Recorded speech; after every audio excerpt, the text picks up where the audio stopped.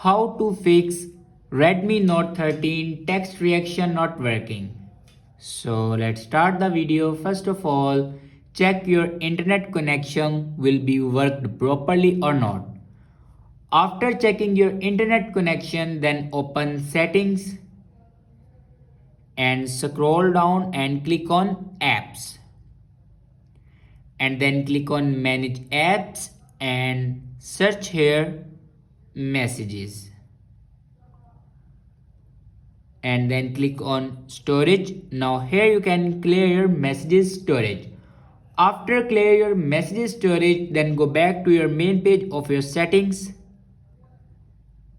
and then click on about phone and then click on Xiaomi Hyper OS. Now here you can check your software updates. If it doesn't update to latest version, then update it to latest version. After that, your problem will be fixed.